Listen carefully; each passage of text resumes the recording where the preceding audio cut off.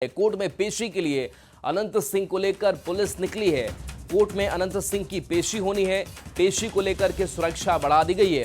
Court के बाहर भारी संख्या में जवान तैनात है। अनंत सिंह की जांच करने मेडिकल टीम भी पहुंची थी। मेडिकल जांच उनकी हुई है। पटना पुलिस के स्पेशल सेल में मेडिकल टीम पहुंची थी। जांच के बाद पुलिस अनंत सिंह को लेकर कोर्ट के लिए निकली है। तो देखिए, कोर्ट में पेशी होनी है। देर रात की गिरफ्तारी अनंत सिंह की उनके आवाज से हुई थी और अब पेशी को लेकर के सुरक्षा कोर्ट की भी बढ़ा दी गई है। और इससे पहले स्पेशल सेल में जहां पर रखा गया था वहां भी सुरक्षा बढ़ा दी गई थी। तो थोड़ी ही देर में कोर्ट अनंत सिंह पहुंच जाएंगे, जहां उनकी पेशी की जाएगी और उसके बाद से आगे की जो कानूनी प्रक्रिया है वो पूरी की जानी है। और देखिए, लगातार डीजीपी की अगर बात करें तो भी अपना बयान दे रहे हैं। प्रेस कॉन्फ्रेंस हो रहा है और संजय हमारे साथ न्यूज18 संवाददाता जुड़ गए हैं। संजय, पुलिस अनंत सिंह को लेकर के निकली है कोर्ट के लिए, अभी अपडेट क्या आपके पास? देखिए राहुल, हाई प्रोफाइल मामला है ये और अभी अनंत सिंह को लेकर नहीं निकली है पुलिस। जो पेपर है उसको लेकर पुलिस अभी कोर्ट गई है। तो देखना होगा कोर्ट पर जब कागजी प्रक्रिया पूरी होती है कोर्ट में, उसके बाद क्या अनंत सिंह को कोर्ट ले जाया जाता है जैसा कि पुलिस गई है, या फिर जो जुडिशियल ऑफिसर हैं उनके आवास पर पेश किया जाएगा। क्योंकि आज संडे है तो संडे को कोर्ट बंद रहता है। विशेष तौर पे पुलिस कागजात लेकर जरूर कोर्ट रवाना हुई। उसके पहले अभी से थोड़ी देर पहले मेडिकल टीम आई थी और उसने मेडिकल जो है सुपरविजन उनका किया है, मेडिकल एग्जामिन हुआ है और मेडिकल एग्जामिन के बाद उनको फिट बताया गया है। तो ऐसे में उसके बाद कागजी प्रक्रिया शुरू हुई है। कोर्ट का जो आदेश होगा उसको इम्प्लीमेंट करेगी पुलिस। तो फिलहाल पुलिस अधिकारी रवाना हो गए हैं। जो बाहर से पुलिस आई है वो गई है कोर्ट में। कोर्ट में कागजी प्रक्रिया पूरी होगी, उसके बाद आगे कोर्ट का क्या इंस्ट्रक्शन होता है उसको पुलिस फॉलो करेगी। मोस्ट प्रोबेबली हो सकता है कि जो जुडिशियल ऑफिसर है उनके आवास पर, जो छज्जू बाग आवास है, वहां अनंत सिंह को पेश किया जाए और उसके बाद आगे क्या जो आदेश होगा कोर्ट का उसको इम्प्लीमेंट किया जाएगा। अब तक यही जानकारी, अद्यतन जानकारी मैं आपको बता रहा हूँ। जी। मतलब अभी स्पेशल सेल में ही मौजूद है अनंत सिंह? बिल्कुल, अभी स्पेशल सेल में है जहां पर उसकी सुरक्षा बढ़ाई गई है। जो एडिशनल डिप्लॉयमेंट है स्पेशल सेल में वो कर दिया गया है। बाहर से पुलिस फोर्स को मंगाया गया है, पटना पुलिस लाइन से भी पुलिस फोर्स को मंगाया गया है और फिलहाल सुरक्षा व्यवस्था सख्त कर दी गई है स्पेशल सेल की। जी, चलिए, शुक्रिया संजय इस अपडेट के लिए आपका। तो देखिए, फिलहाल पेशी के लिए नहीं निकले अनंत सिंह, जो अपडेट हमारे संवाददाता संजय दे रहे थे। और बता दें कि आज चूंकि रविवार का दिन है, लेकिन जो कुछ डॉक्यूमेंट्स थे वो लेकर के पुलिस ज़रूर कोर्ट के लिए पहुंची हुई है और वहां से क्या दिशा निर्देश सामने आता है उस हिसाब से अनंत सिंह की पेशी को लेकर के खबर आ सकती है। लेकिन फिलहाल अनंत सिंह जो है वो स्पेशल सेल में ही मौजूद है, जहां पर एसएसपी दफ्तर है, वहां पर उनकी मौजूदगी है और सुरक्षा व्यवस्था वहां पर कड़ी कर रखी गई है।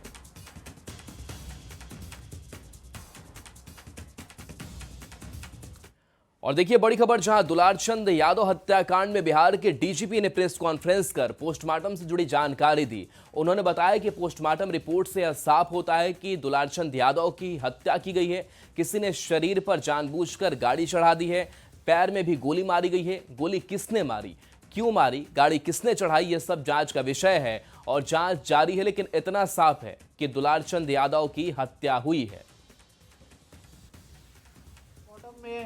यह स्पष्ट रूप से व्यक्त किया गया है कि पैर में जो गोली के प्रवेश जख्म और निकास जख्म है वो फायरआर्म से हैं, लेकिन उसके कारण मृत्यु नहीं हो सकती है। वह जख्म मृत्यु कारित करने के लिए पर्याप्त नहीं है। फिर अन्य जख्मों का अवलोकन पोस्टमार्टम के दौरान किया गया, जिसमें शरीर के ऊपरी भाग में यह बताया गया है कि जो लंग्स और हार्ट का जो एरिया है वहाँ पर कंप्रेशन है और कॉज ऑफ डेथ लिखा गया है कि कार्डियो रेस्पिरेटरी फेलियर। इसका मतलब है कि जो लंग्स और हार्ट है वो कंप्रेस हुआ है। और यह भी लिखा गया है कि यह शरीर के ऊपर से कोई hard and blunt heavy substance के गुजरने से हो सकता है। पोस्टमार्टम रिपोर्ट, वीडियो विजुअल्स, ये सब देखते हुए ऐसा प्रतीत हुआ कि प्रथम दृष्टया इस कांड में इनकी हत्या हुई है। अब गोली कौन चलाया, कब चला, जो वाहन जिस तरह से बड़ी तेज़ी से वहाँ से भागने की कोशिश कर रहे हैं और पत्थर जो चला रहे हैं वो भी कभी तेज़ी से आगे बढ़ रहे हैं, गिरते पड़ते बढ़ रहे हैं। तो इस स्थिति में यह संभव है कि वाहन के द्वारा इन पर वाहन चढ़ा दिया गया है, वाहन चढ़ा है अब वो इंटेंशनल है या भागने के क्रम में एक्सीडेंटल है, ये सब अनुसंधान का विषय है। भविष्य में अनुसंधान यह बताएगा कि इन पर जिस कारण से इनकी मृत्यु हुई है पोस्टमार्टम में जो स्पष्ट किया गया वह कारण इंटेंशनल है कि जानबूझ करके किसी ने इनके शरीर पे चढ़ाया है। मोकामा से पूर्व विधायक और जेडीयू उम्मीदवार अनंत सिंह की गिरफ्तारी पर उनके वकील नवीन कुमार ने सवाल उठाया है। उनका कहना है कि दुलारचंद की हत्या साजिश के तहत की गई। साथ ही यह भी कहा कि मीडिया के दबाव में अनंत सिंह की गिरफ्तारी की गई है। अब देखिए क्या क्या हुआ, किस तरीके से गिरफ्तारी हुई, वो भी एक एक करके हम आपको वो तस्वीर दिखा रहे हैं। तो 2 साथी भी गिरफ्तार किए गए। इसके साथ साथ जो इनसाइड स्टोरी है, ये रात के 1:30 का वक्त था जब पटना डीएम और एसएसपी की तरफ से प्रेस कॉन्फ्रेंस किया गया। अनंत सिंह की गिरफ्तारी की पुष्टि जो है वो प्रेस कॉन्फ्रेंस के जरिए की गई और बाढ़ जो है वो पुलिस की टीम पहुंची थी। तब रात करीब 11:10 का वक्त रखा गया था।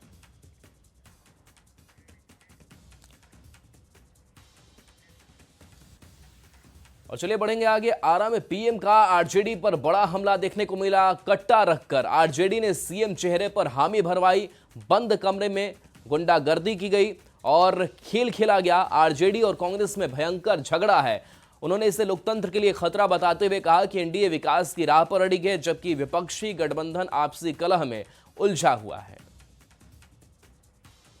मैं आपको एक अंदर की बात बता रहा हूं।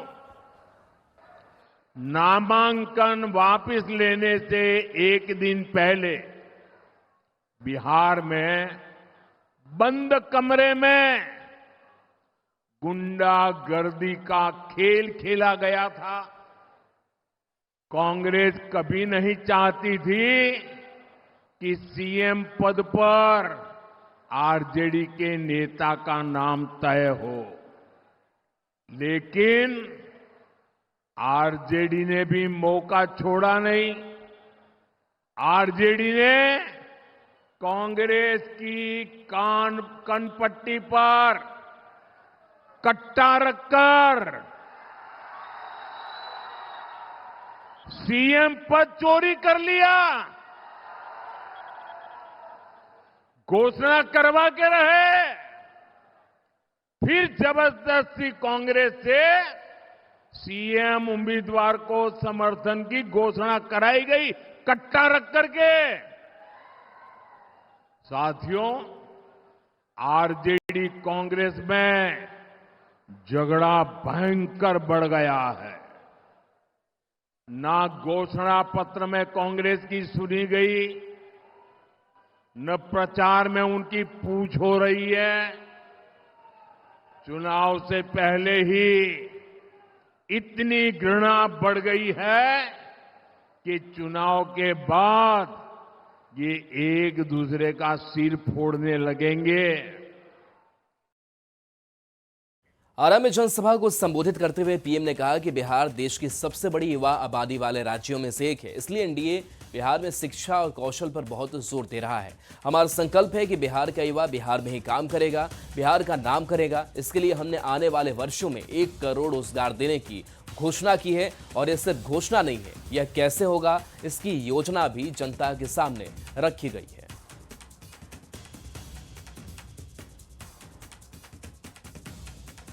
का बहुत जोर बिहार में शिक्षा और कौशल पर है।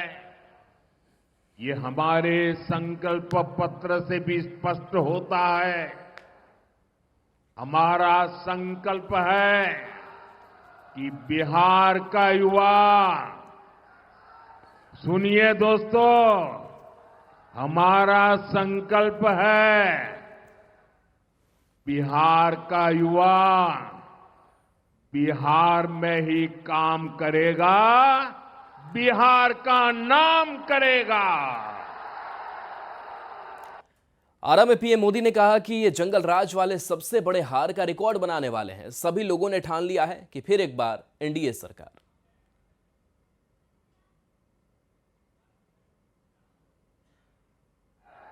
ये जंगल राज वाले इस बार सबसे करारी हार का रिकॉर्ड बनाने वाले हैं। क्योंकि बिहार की पुरानी पीढ़ी के साथ ही अब नई पीढ़ी ने ठान लिया है फिर एक बार एनडीए सरकार। आरंभ में पीएम मोदी ने कहा कि बिहार के भविष्य की जिम्मेदारी हमारी है। पीएम ने कहा, आपका सपना मेरा संकल्प है। मैं जब विकसित बिहार की बात करता हूं तो इसका मतलब है बिहार का औद्योगिक विकास, बिहार के युवाओं को बिहार में ही रोजगार, और हम आरा के ई मंच से कहत बानी, आपके सपना हमार संकल्प है। गृहमंत्री अमित शाह ने मुजफ्फरपुर के साहिबगंज विधानसभा क्षेत्र से देवरिया के गंडक प्रोजेक्ट मैदान में विशाल जनसभा को संबोधित किया। शाह की सभा में समर्थकों के बीच गजब का उत्साह था। जनसभा के दौरान गृहमंत्री अमित शाह ने कहा कि लालू राज में बिहार का पतन हुआ और अब जंगल राज वापस नहीं आने दिया जाएगा।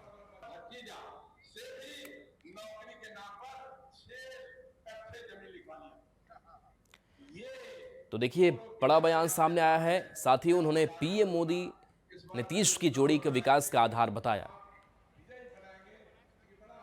नीतीश बाबू सीएम है और दिल्ली में नरेंद्र मोदी पीएम है।